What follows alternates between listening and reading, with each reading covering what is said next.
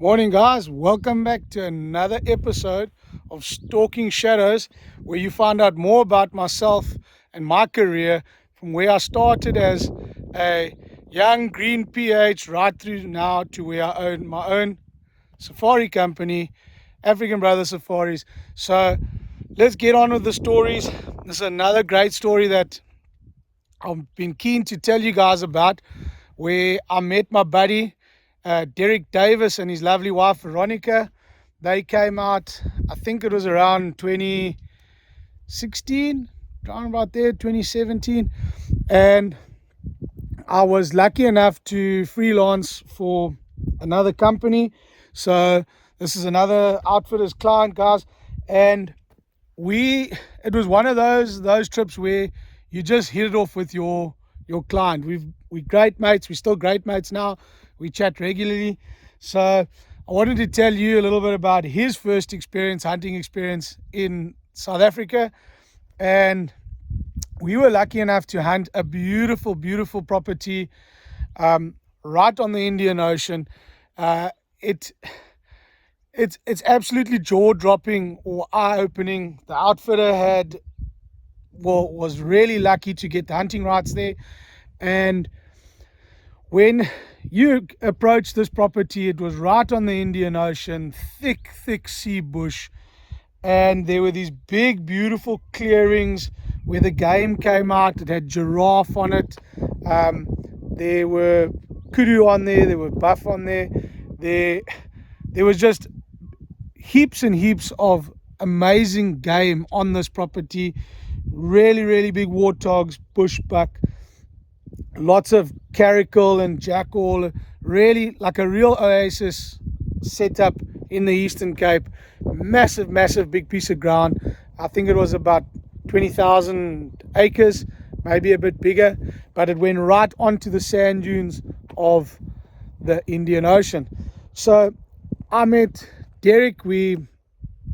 Him and his wife came out, and the first day we went out to hunt on this property, he had to hunt with my rifle, because a lot of farms here in South Africa, guys, now, or in the Eastern Cape, or a lot of farms throughout South Africa, I should say, have gone along the lines of you cannot hunt without a suppressed rifle, because a lot of guys have done a research on their game breeding, their numbers. The game breeds better when it's less stressed, and so this specific farm said no hunting without a suppressed rifle.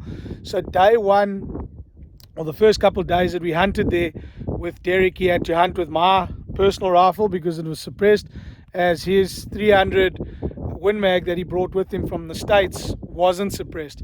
So we did our first walk. It was an afternoon. Yeah, we did our first walk because Darrack and them arrived. So we did an afternoon hunt, and while walking through these beautiful areas, we came down looking towards the Indian Ocean, and there was this big open grass plains. You see a lot of giraffe, a lot of impala, and we were after a really nice impala ram. And what caught my eye was a big caracal cat lying in the grass, and us, PHs and stuff, chatting to the landowners. Caracal and jackal and stuff are vermin. They kill a lot of the game, so a lot of places give you open license to shoot them, just so you can help the rest of the population. So when I told Darrack to shoot this lynx, he was like, "What is it?" "No, I don't want to shoot it." And I'm going, "Shoot it, because if you don't shoot it, I'm going to shoot it." So eventually I spoke him into shooting it, and I had a good chuckle. He squeezed off his first shot and he missed it. I don't know if in his mind he was already playing out like, damn, am I going to have to pay for this damn thing, or what's going on here? This guy that I've just met is telling me to shoot something and it's not on my list of animals. And so he missed it with his first shot, and then his second shot he settled into it and he smoked this beautiful, beautiful lynx. And that helps the farmer obviously with their kids and, you know, the breeding population. We obviously try our best to control the vermin much as possible. So we head on down there. His wife's with us. She's doing all the stalks with us, and this is super important, guys. I've mentioned in one of the other videos is always include the spouse, include the wife, take them on the stalks, because it's part of the experience. We as professional hunters are there to offer the best experience possible. So don't ever just leave them in the pickup and you go off hunting. There are places where they're going to have to stay in a spot, but at least this way you can get them to a point where they can stand and watch, and you can carry on with the rest of the stalk with your client. So we head down there, we grab this lynx, a beautiful cat, and Darrack takes a few photos. He's like a little bit hesitant, like, it's not part of my thing. I said, don't stress about it, bud, we'll load it on the truck. So off we go, and this place was known for its exceptional impala trophies.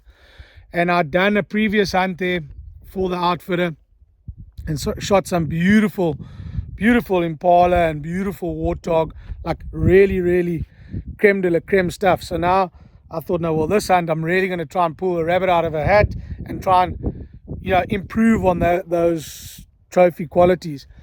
And we came to the end of this. It was amazing. It's like thick bush, like impenetrable bush, and then these beautiful grass clearings. So we just stalked along the bush line, and we managed to get to a spot right at the end where the sun was starting to set and stuff, and we found a bachelor herd of impala. And we didn't hesitate to get Darrack set up, and he made a beautiful shot on this impala ram. You'll see in the photos we've got it set up with a beautiful Indian Ocean in the background, and that was day one of this epic safari that we were going to have, and how I've ended up with a lifelong friend throughout of this now. So we got photos done, we headed back to the lodge. The guys had a bit of a feast. I was staying with the outfitter. The setup was a little bit different to what we usually would do, where you stay and you dine with the clients and so on. They were staying in the lodge, and then I would stay with the owner, and we'd head up and stay at the owner's house. It was a bit of a drive from where the lodge was, so I had to travel in and out every day, but we were having a great hunt as we went along. So the next morning, bright and early, I go and pick up Darrack and Veronica again, and we head out onto this property and we hunt hard. We're after bushbuck, we're after warthog, and I hadn't seen anything that was like really what was ticking the boxes. And we shot the impala, that was out the way, and we hunted hard.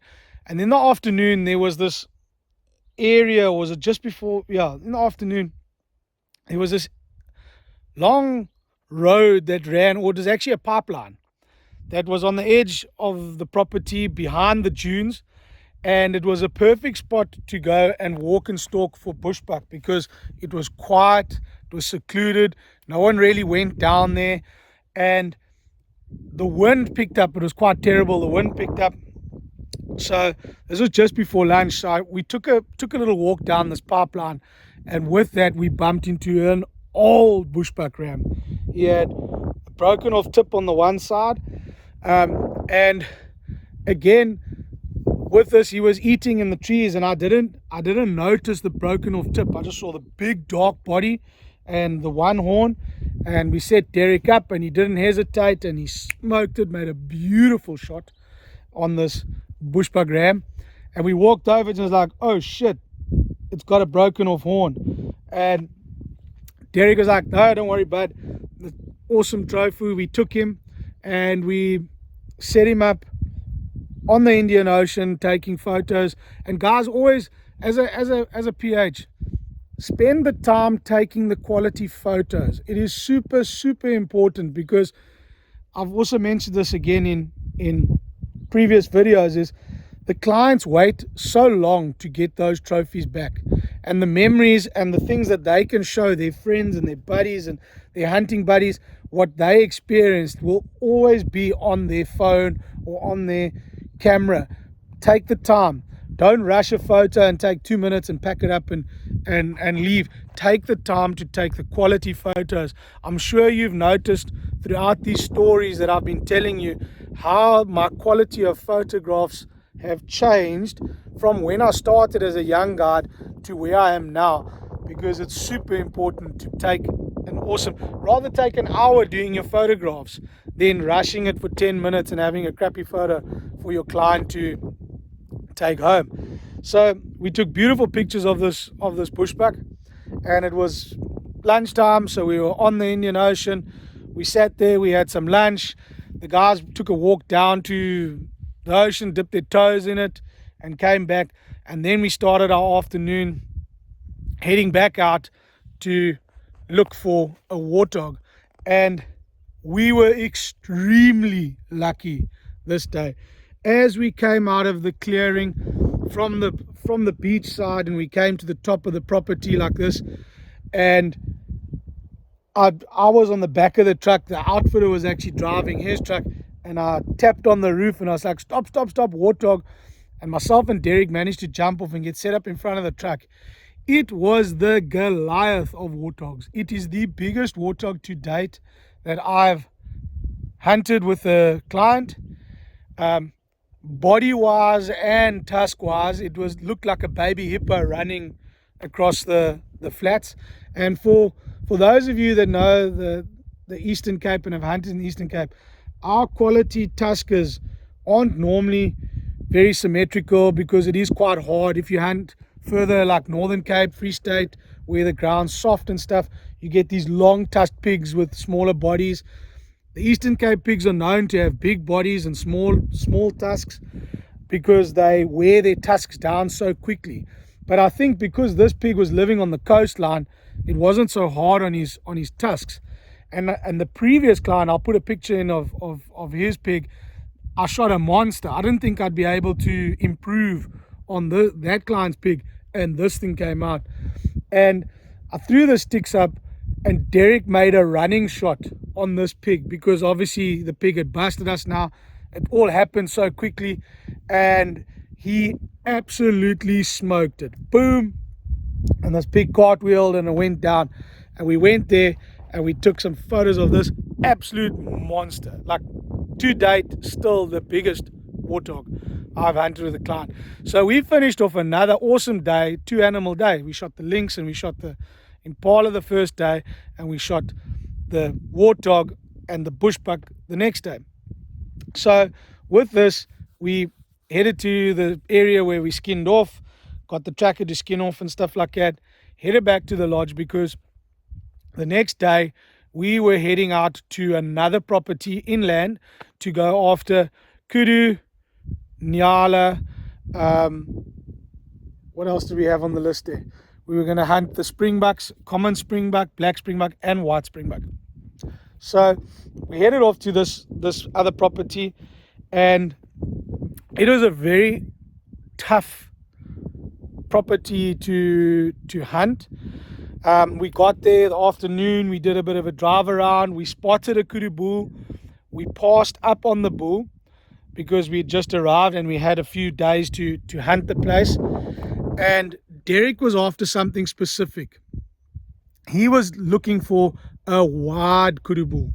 So in the Eastern Cape, we predominantly got narrow bulls. They tight turned, you know, the big figure 8 bulls, not very wide like the Northern Cape or Namibia or places like that. You do get them, but they're not as wide as that. So we decided the next morning we'd go out and look for kudu. I don't think we got any kudu that day, guys. We spotted a nyala bull, very, very unique nyala bull. His horns grew sideways, big bull. And so we had to drive up to a looking point, and then you stood and you looked down into these thorn trees. And then with the nyala used to like feeding there, and then it gave you advantage to look across this property. So if I could explain the property, it was this massive big valley where the property was, and it had a mountain on the one side and it had a mountain on the other. So, and then it went over the mountain to another valley at the back. So you'd have to use these two mountains as your lookout points, and then glass this valley. But the catch with this place was, when you got into the valley, it was super, super tough to make a stalk, because all of the trees and everything were above your head. So you either were super close or you had to shoot from quite far away. So we spotted this nyala in these thorn trees, and we sat up on the lookout point and we waited for him to give us a shot. And he eventually pulled out into a clearing big enough for me to determine that it was him, not just look at a dark body and make the mistake of shooting the wrong nyala. And Darrack got all set up. He was using his own 300 now, and he smoked that nyala bull. We managed to pull him out the thick stuff, took him to an area to take some nice photos, and that was the nyala bull down. So we carried on hunting the rest of the day, trying to find the kudu that Darrack's dreams were made of. And we found nothing that day, but the next morning we went out, and I went back onto the lookout point, and I looked across, and the outfitter went onto another spot, and he spotted a kudu from his side and spoke me, over the radio, spoke to me and told me, have a look on this slope. The sun's hitting it. You can see he's wide, but I can't tell you how big he is. And I managed to spot the bull. So he was wide, exceptionally wide for this area. You don't get them like that. But then his shape wasn't finished. So you always wanting to shoot a kudu which has got hooking forward horns, the points must be pointed towards each other or straight up. He was kind of like pointing back. So a lot of guys will comment in this that it was a young kudu bull, we should have never shot it, and so on. But I've been hunting long enough to know that not every kudu bull finishes its shape. I've shot many a kudu bull 50 inches and bigger, which have these goofy shaped horns. They're old as the hills. They've got no teeth left in their mouths, and they would never ever turn. The horn, the end of the horn would never ever turn. I myself have shot a 48-inch bull on a buddy's farm. I'll pop that photo in there for you to show you guys. He was bloomed off. His horns are thick. He had no teeth left in his head, but that horn would have never hooked. And this bull was the same. Darrack saw the bull. I showed him a big wide bull, and we set him up with his 300 across the valley. It was a 350 yard, was quite a poke off the shooting sticks, and Darrack made an exceptional shot. And he was using, if I'm not mistaken, they came out, it was the Hornady ELDs, if I'm not mistaken, and he hit that kudu bull and it fell right there. And the one thing that amazed me when we got to the kudu was the amount of trauma that bullet, that terminal shock that bullet held, because when you touched the body, it was actually quite spongy, and that kudu fell right there. We took some great photos. The kudu didn't have a tooth left in his head, and funny enough, when we measured this bull out at the end of the safari, he touched 50. You'll see in the photos, he's wide, he's just an unbelievable bull, but he doesn't have the natural shape that we look for in hunting a kudu. So that was awesome. We got this beautiful kudu out the way, and now we were left to a few days left of his safari where we could concentrate on hunting the springbuck. And we had to hunt 3 different properties for the 3 different springbuck we were after. So again, guys, also just chat with your outfitter, find out how much driving you would do when you book these trips, because again, we have to source game from other ranches, other properties, other outfitters to get the numbers that we're looking for and to hunt the quality that we're after. So luckily enough, the next day we headed out to a neighboring property just next door, and we went after the common springbuck. Beautiful common springbuck, guys. He's on our rugby emblem for the Springbucks, those of you who watch the rugby. And this property also in the same area again, guys, it's these big mountains. Getting close to stuff wasn't, easy. So Darrack had pulled off a cracker of a shot the day before with the kudu, and this day we were after the springbuck, and the springbuck must have been hunted hard on this property. They were wild.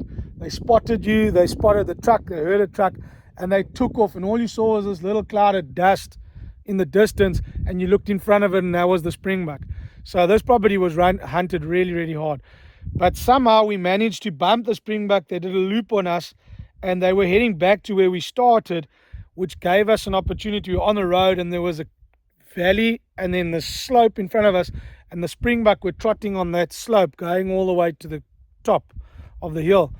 And with that, the ram hesitated just long enough for Darrack to put a cracker of a shot on that tiny little springbuck. Guys, it's a small target, long distance, and he just thumped it one shot with that 300 Win Mag, and down it went. And he became quite a sniper. Like, I was super impressed. The only shot he had missed throughout this whole trip was the first shot on the lynx. And I think the only reason why he missed that lynx was because in his mind it wasn't part of his package, and he wasn't following through on his shot because his brain had taken the reins and run with it. And after that, he, even with my rifle, one shot, and then his rifle, one shot. And also, again, another guy who'd done his homework, did a lot of practice at home with his rifle, and was shooting extremely, extremely well. So that being said, we've got the springbuck out of the way. We went back to the lodge, had a great feed there, awesome lunch, because that afternoon we were heading to another property up the way to go after black springbuck. And we headed out and we ended up on this property, and this was a typical springbuck farm. Open, flat, like hunting your guys, what's it called? What you guys call your speed buck.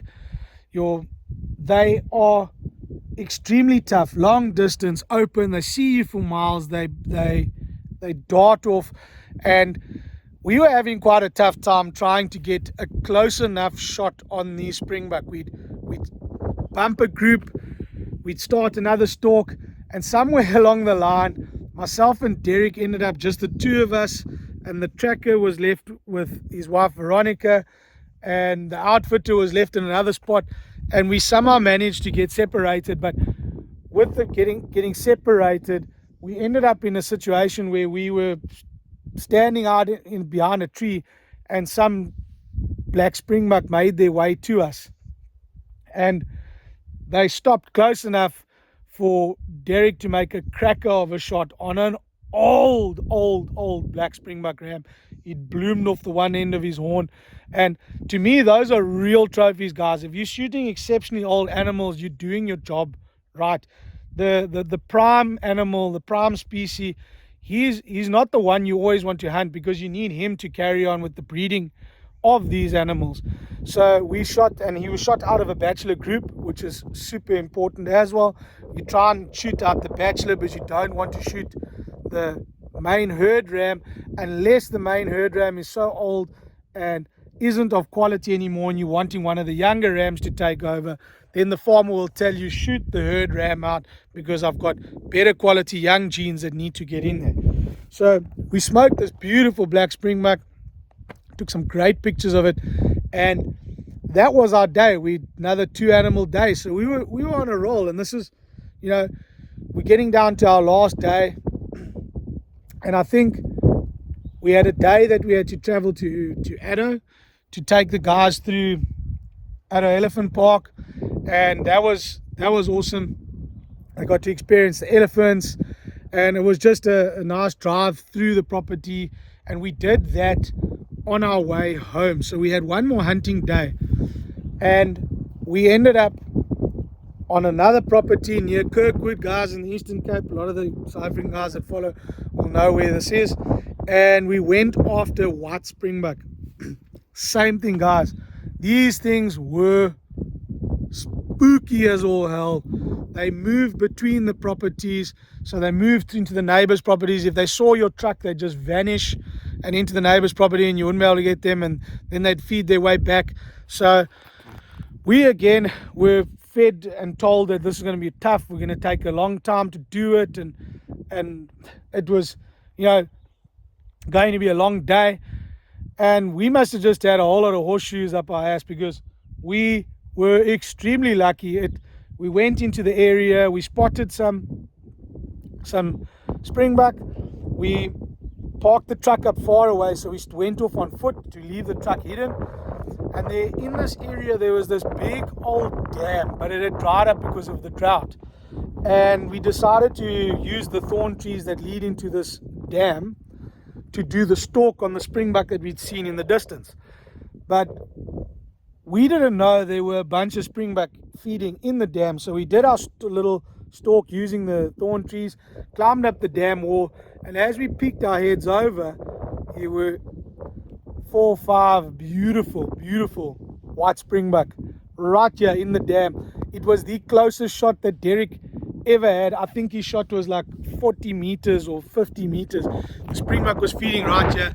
He literally lay over the wall like that, and he smoked a beaut of a white springbuck. So that was basically the end of our hunting safaris. We'd tagged out on everything that Darrack was after. So we got this all loaded up, but the property that we hunted on as well formed part of a cheetah sanctuary. So while the tracker was skinning off, Darrack and his wife Veronica got a ticket to head into the cheetah sanctuary, and they went around checking out all the cheetahs. They had lions, they had meerkats, mongoose, serval cats. So this sanctuary was looking after cats that had, if I'm not mistaken, I haven't been there many times, someone can correct me on this, they were cats that have been taken from zoos and places like that and were brought to the sanctuary to try and rehabilitate, to put back into the wild or put back onto game farms. So if anyone knows more about the cheetah sanctuary, you know, let me know in the comments. So they did that little tour, which is quite cool.